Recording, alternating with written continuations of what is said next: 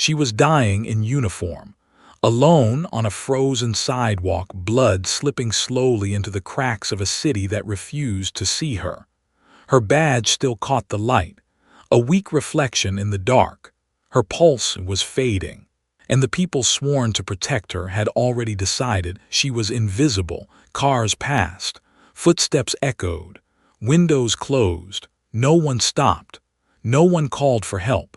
It was as if her life had already been erased, long before her heart had even stopped beating. But this was only the beginning, because surviving the street was the easy part. What waited for her next was quieter, cleaner, and far more dangerous. A system that doesn't need bullets to destroy you, only silence, only paperwork, only a decision, a truth designed to disappear, and a question no one wanted answered. Was she attacked by a stranger in the dark, or sacrificed by the very institution she trusted with her life? If you believe stories like this should never be buried, never silenced, and never forgotten, subscribe now. And now, let's step into the story that was almost erased.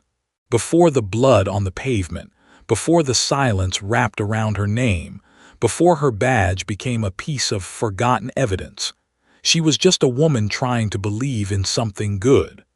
Officer Alana Brooks. That was the name stitched into her uniform. That was the name written in training files. That was the name the city would later try not to remember.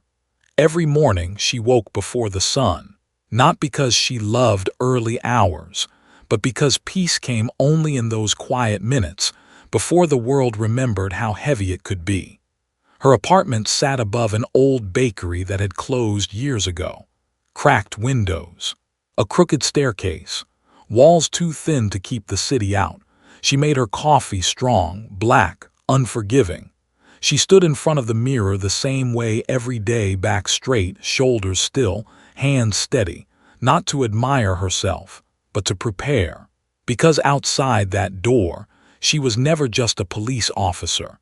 She was a black police officer, and that meant something different. It meant her authority would be questioned before her words were heard. It meant her mistakes would be remembered longer. It meant her loyalty would always be tested but never fully trusted. At the academy they called her disciplined, focused, sharp. They never called her brave. On the streets some people respected her uniform, others feared it, and many didn't know what to do with it at all. To them she was a contradiction. To herself, she was just trying to be useful. She volunteered for the neighborhoods others avoided, took the late shifts no one wanted, answered calls that came too often and too late. She memorized faces.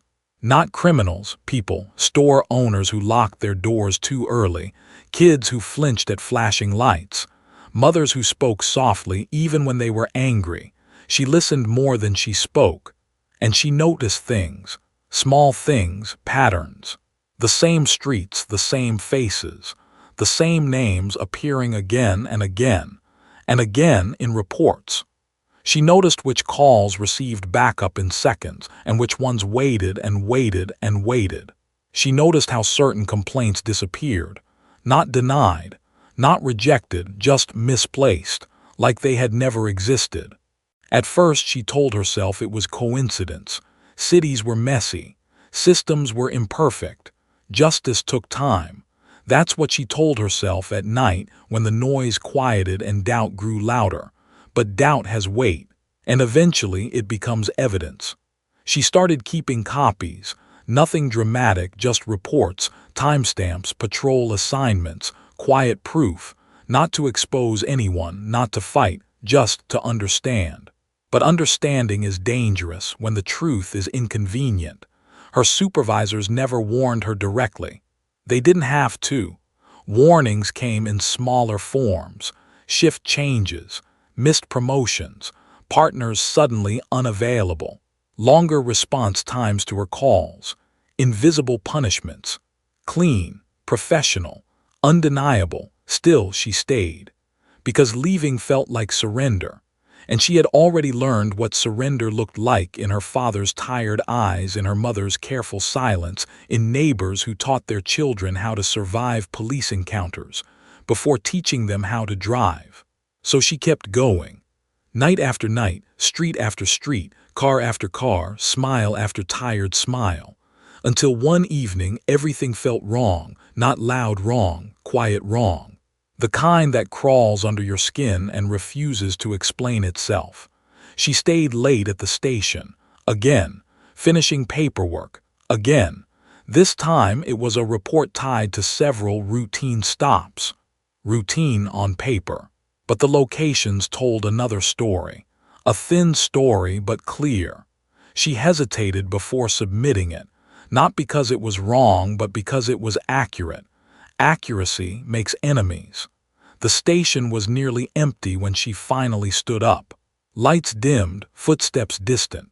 Her phone buzzed once in her pocket. She didn't check it. She was tired. She wanted to go home. Outside, the city breathed slowly. Cold air, wet pavement, streetlights flickering like tired eyes. She walked, hands in her jacket pockets, mind already drifting toward sleep, toward coffee in the morning, toward another ordinary day. She didn't notice the car slowing behind her, didn't hear the footsteps that didn't belong to her, didn't feel the moment when her life quietly became expendable. There was no warning, no argument, no chance to understand, only darkness, cold impact, and the sound of her body meeting the street. Then nothing, no sirens, no familiar voices, no urgency, just the slow leaking of warmth from her veins into a city that had already decided she was not important enough to save. Blocks away, another world was awake, a world built on fear and money and rules no one admitted existed, a world where justice wore expensive watches instead of badges. A man moved through that world unseen, untouched, unquestioned. His name never appeared in reports. His orders never appeared in writing. But his influence shaped streets long before police ever arrived. That night, his convoy slowed. Headlights swept across the pavement, across blood, across metal, across a police badge on a black woman, alone, unanswered, unclaimed. Something about it broke the logic of the city. Cops were protected. That was the rule. That was the agreement. So why had this one been abandoned? By the time her body was lifted from the ground, her pulse was barely there. A quiet argument against death, a weak refusal to disappear. And while she hovered between life and silence, the machine that had failed her was already rewriting her story. Reports were edited, camera footage delayed, calls rerouted, questions softened. The sidewalk was cleaned before sunrise, and by morning it was as if she had never been there at all. No announcement, no urgency, no outrage, just another empty space where a person used to exist. And far away in a hidden room between pain and darkness, Alana Brooks breathed, unaware that surviving the street had only placed her inside something far more dangerous. Pain returned before memory. Not sharply, not all at once. It came in layers, slow, heavy, endless, a pressure inside her chest, fire in her side, cold buried deep in her bones. Alana tried to move, nothing happened. She tried again. Still nothing. Her eyelids fluttered open to a ceiling she didn't recognize. Not hospital white, not familiar gray, something dim, industrial, quiet, too quiet. Machines hummed somewhere nearby, low, patient, indifferent. She tried to speak. No sound came. Panic rose, not loudly, silently. The kind that tightens your throat before it reaches your heart.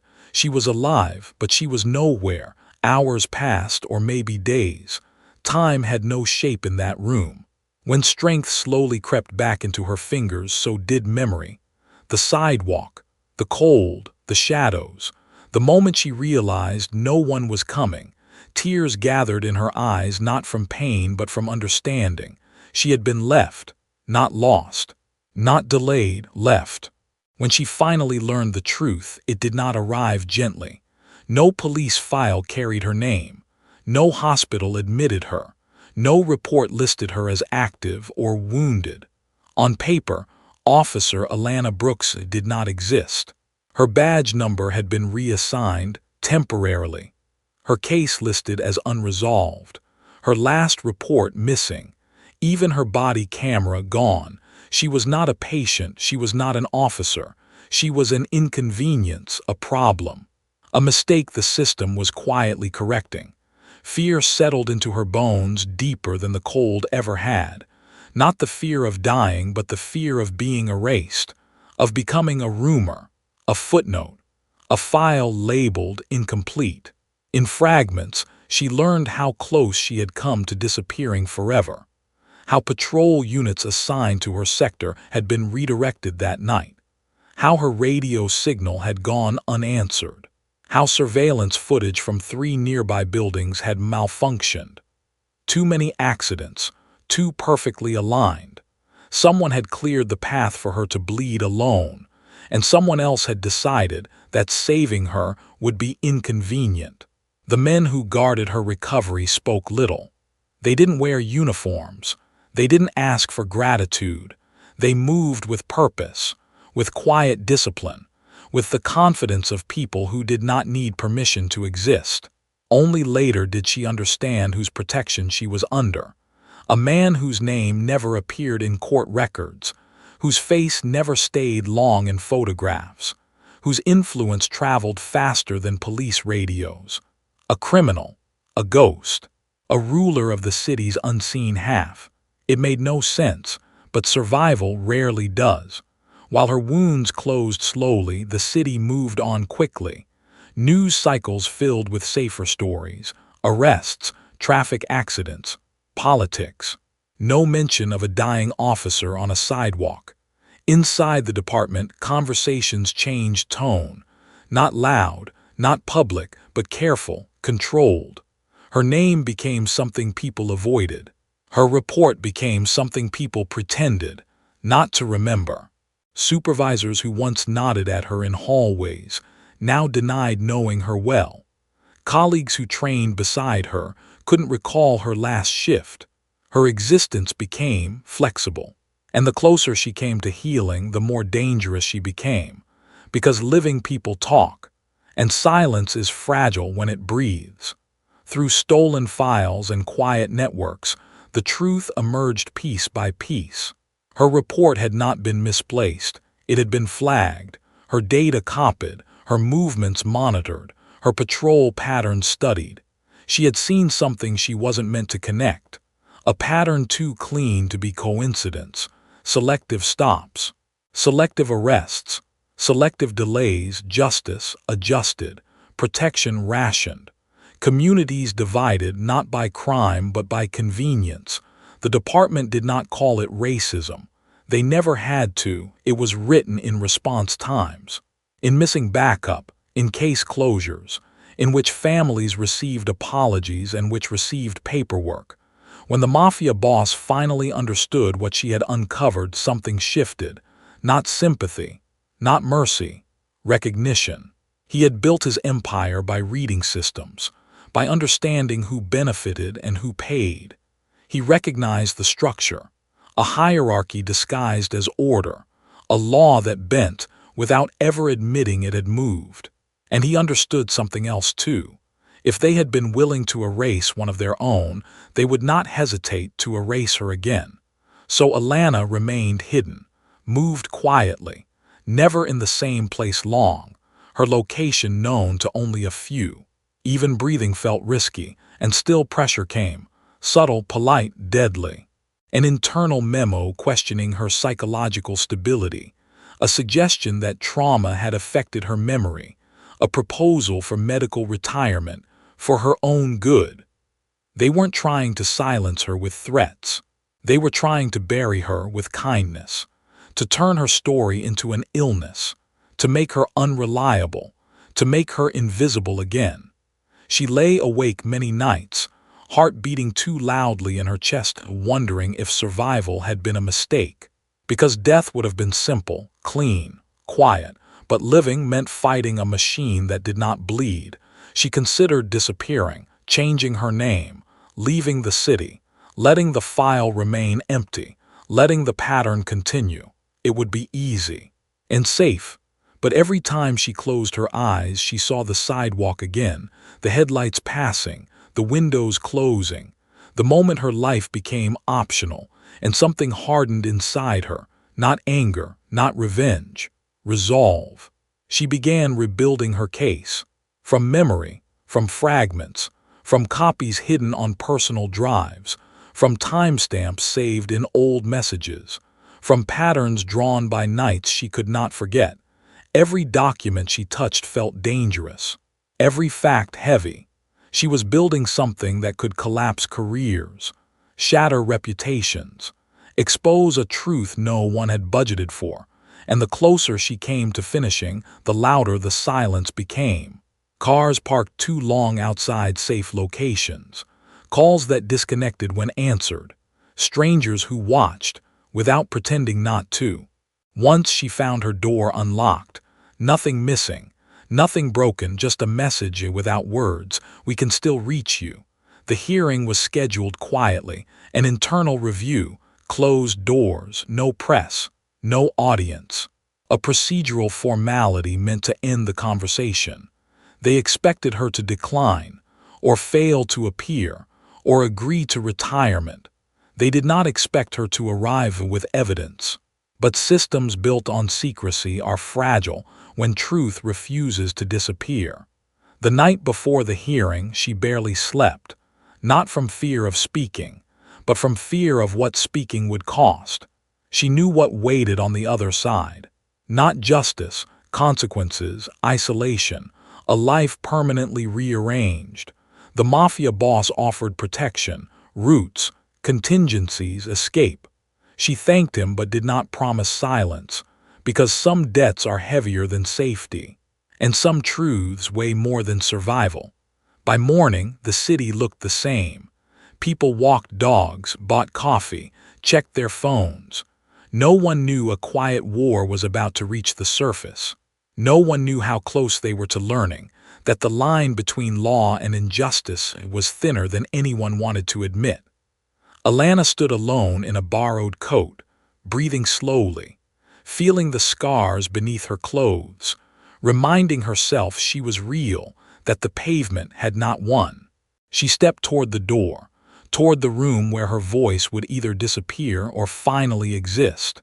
Behind her, a system held its breath. Ahead of her, the truth waited. And somewhere between those two forces stood a woman the city had already tried to forget, walking forward anyway. The building looked ordinary, concrete, glass, security cameras that never blinked. Nothing about it suggested that lives could be erased inside its walls. Alana stood across the street for a long moment, watching people enter, watching people leave, wondering how many of them still believed justice lived in rooms like this. Her hands trembled slightly, not from fear, from memory, the sidewalk, the cold. The moment she realized help was not coming, she inhaled slowly, then crossed. Inside, everything smelled like polish and paper, clean, controlled, safe. The kind of safety built for some and borrowed by others. Her name was checked, twice. Her identity questioned, once more. Then she was allowed inside. A narrow hallway, muted footsteps, voices behind walls lowered, careful. She could feel it, the resistance, the unspoken decision forming before she ever spoke. She was escorted into a room too quiet for truth. No windows, no audience, just officials, folders, and a clock that did not care. Her file lay on the table, thin, too thin, years of service reduced to a few pages. Across from it, other files, thicker, protected. She sat. Her heartbeat filled the space between breaths. This was where stories were rewritten, where damage became procedure, where suffering became miscommunication, where racism learned how to dress professionally. They began without warmth, without hostility, with language sharpened into something harmless sounding. concerns about her mental state, concerns about her memory, concerns about her reliability, trauma, stress, confusion. Words chosen carefully like gloves so no fingerprints would remain. She listened, let them finish. Then she opened her folder, slowly. One document at a time, patrol logs, timestamps, audio records, copies of her missing report. Maps marked with repeating locations. Dates circled, names that appeared too often. Silence thickened, not shock, recognition. They knew, they had always known. Her voice did not shake, it surprised even her. She described the delays, the missing backup, the redirected units, the footage that vanished. The night she was left to bleed. No accusations, no emotion, just facts, clean, sharp, undeniable. The room shifted. Eyes avoided hers. Pen stopped moving. Someone swallowed. For the first time, the system heard itself. Then came the turn, not denial, not outrage, protection.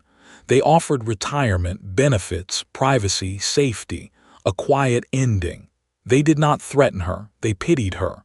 As if truth were an illness, as if justice were a symptom, as if silence were medicine, and for one dangerous moment she considered it.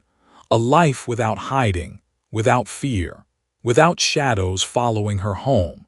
She imagined sleeping without listening for footsteps, imagined walking without scanning reflections in windows, imagined being invisible again by choice.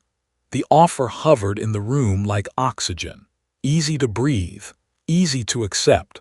Then her mind returned to the pavement, to the badge catching light, to blood sliding into cracks, to the decision made for her when she could no longer speak. Her hands tightened. The answer lived in her chest long before it reached the room. She refused, not loudly, not dramatically, simply, completely. And in that moment she became dangerous again. The meeting ended quickly after that, too quickly. No conclusions, no commitments, just controlled exits, formal nods, professional smiles, but the air had changed. Truth had weight now, and weight breaks things. Outside, the city felt louder, sharper, less patient. She sensed it before she saw it, the car that followed her too closely, the reflection that didn't move when she did, the steps behind her, never speeding up, never slowing down. She turned corners, changed streets, entered stores, exited through side doors. The rhythm of being hunted returned to her bones, familiar, cold. By nightfall it was undeniable. They were not waiting anymore, they were acting. Her safe location was compromised. One of the guards never arrived. Another sent a message with only 2 words, not safe. The city closed in. Streetlights blurred as vehicles moved without plates. Phones lost signal in familiar areas. Her name appeared on internal alerts flagged, not as a hero, as a risk. Someone wanted her finished properly this time. No witnesses, no pavement, no mistakes. The Mafia boss's network activated in silence. Routes changed. Doors opened where walls should have been. Engines ran where streets were empty. Alana moved through back corridors of the city she once protected. Now protected by people the law refused to acknowledge. She did not ask how close death had come. She could feel it, like breath on her neck. In one narrow passageway between buildings, a car accelerated too fast, headlights cutting through darkness like knives. She ran. Pain exploded through her side. Old wounds screaming, new fear burning. A door opened at the last second. Hands pulled her inside. Metal slammed shut. Silence collapsed. Her knees hit the floor, her lungs burned. She did not cry, she laughed once, not from relief, from disbelief. Even truth needed criminals to survive. Later, in the quiet after chaos, she understood something with brutal clarity. Speaking had not freed her. It had marked her. There would be no safe ending, no return to normal, no clean victory, only exposure and consequences. The Mafia boss visited once, from a distance.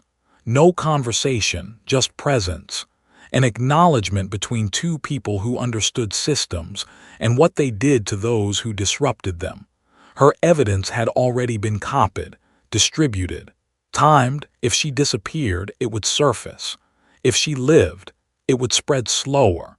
Either way, the truth was loose now, and the machine could no longer fully contain it. She sat alone in a dark room, listening to the city breathe and knowing her life had been split in two. Before the sidewalk and after the truth. There was no third version, only survival or memory. And somewhere inside the walls of institutions that had once trained her, a decision was being made again. Not about policy, not about justice, about whether letting her live was worth the risk. The city did not change overnight. Buildings still stood where they always had. Sirens still cut through the dark. People still hurried past one another, eyes forward, lives heavy with their own worries. From the outside, everything looked normal, but something had shifted, quietly, irreversibly. The evidence Alana had protected began to surface, not all at once, not loudly, in pieces. A document leaked here, a patrol log questioned there, a timeline published by someone who no longer cared about promotions. At first, the department denied everything. Then they explained. Then they adjusted their explanations. Then they stopped explaining at all. An internal investigation was announced. Committees were formed. Statements were written in careful language, designed to sound like accountability without admitting guilt. A few names were suspended. A few careers quietly ended. A few faces disappeared from official photographs. The system offered sacrifices, not solutions, but the story had already escaped its cage. Communities began to recognize the pattern, response times mapped, arrest rates compared, complaints resurrected from dusty servers. People who had been told for years that their experiences were coincidence finally saw them arranged into proof. What happened to Alana was no longer an isolated tragedy. It was a shape, a structure, a design. She watched it unfold from a distance, from safe rooms that never felt safe, from borrowed spaces that never felt like home, from behind curtains she never fully opened. Her name appeared in articles, not always correctly, not always kindly. Some called her brave, some called her reckless. Some said she exaggerated. Some said she was manipulated. Some said she should have stayed quiet. The world does not know how to treat people who survive their own erasure. She never returned to patrol duty. The streets were no longer hers, not because she feared them, but because she understood them too well. She accepted a position far from flashing lights and night calls, training, oversight, quiet rooms filled with files instead of sirens. She taught new officers how patterns form, how silence becomes policy, how injustice often wears gloves. Some listened, some didn't, but the words existed now. And words, once spoken, do not fully disappear.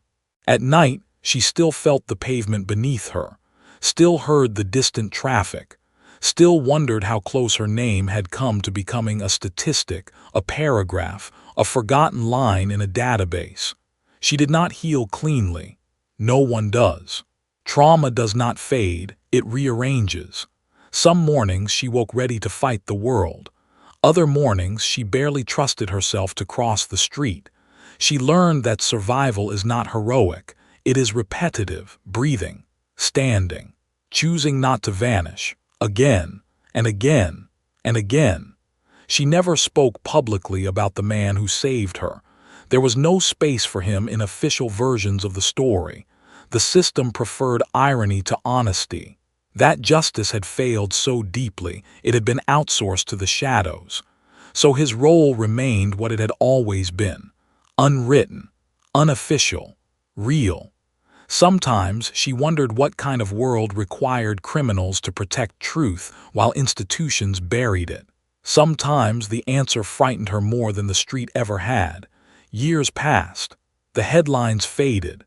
New scandals replaced old ones. New names took the place of hers.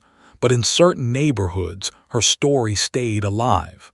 Parents told it quietly to their children, not as a warning about crime, but as a lesson about systems, about how uniforms do not guarantee safety, about how rules do not guarantee fairness, about how silence can be more violent than any weapon.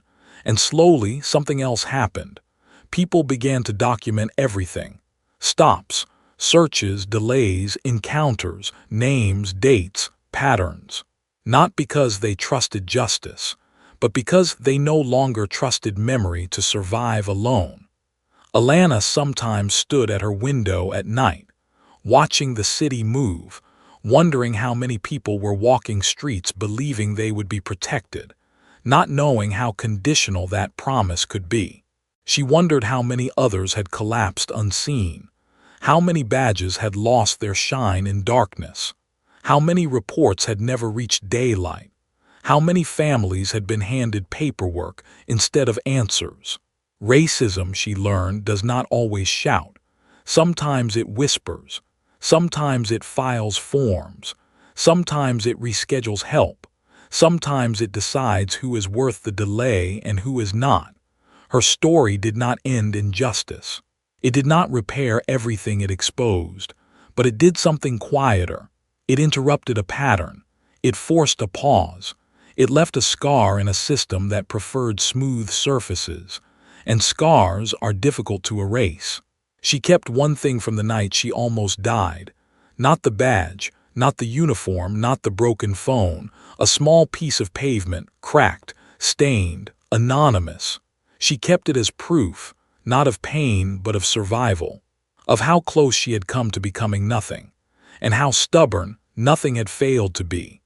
Sometimes, when the world felt heavy again, when reports crossed her desk that looked too familiar, when names repeated too often, when silence grew loud, she held that piece of stone and reminded herself she had been chosen to disappear and refused. This story is not unique. That is the most dangerous part. It is not rare, it is not distant, it is not over.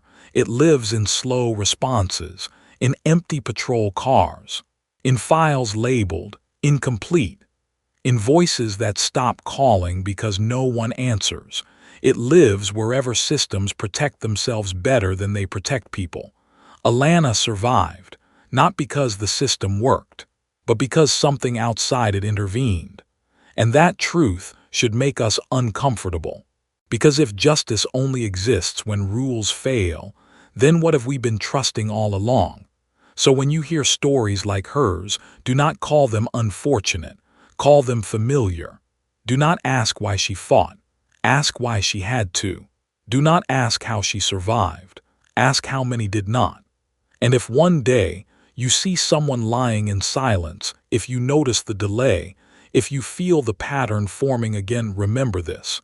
Racism does not always announce itself. Sometimes it waits for everyone to look away. And the question is no longer whether it still exists. The question is, who is bleeding right now, while the world decides they are not important enough to stop for? This story is not unique. That is the most dangerous part. It is not rare. It is not distant. It is not over.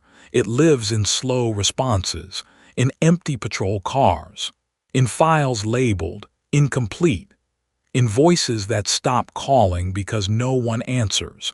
It lives wherever systems protect themselves better than they protect people. Alana survived, not because the system worked, but because something outside it intervened. And that truth should make us uncomfortable. Because if justice only exists when rules fail, then what have we been trusting all along? So when you hear stories like hers, do not call them unfortunate. Call them familiar. Do not ask why she fought. Ask why she had to. Do not ask how she survived. Ask how many did not. And if one day you see someone lying in silence, if you notice the delay, if you feel the pattern forming again, remember this. Racism does not always announce itself. Sometimes it waits for everyone to look away. And the question is no longer whether it still exists. The question is, who is bleeding right now, while the world decides they are not important enough to stop for? Before you go, tell us where you're watching from. Drop your state or even your country in the comments. And tell us something else. How did her story make you feel? Did it make you angry? Did it make you sad? Did it make you see the world a little differently than before? We truly want to know. Because stories like hers were never meant to travel this far, never meant to be heard, never meant to survive silence. And yet, here you are, listening, feeling, remembering her. This was only one story, one life, out of countless others shaped by race, by quiet injustice, by systems that choose who is protected and who is forgotten. And if you haven't subscribed yet, now is the moment. Subscribe to Black Story Chronicle as we continue to uncover the stories the world tried to erase and give a voice to those who were never meant to be heard, but were never meant to be forgotten either.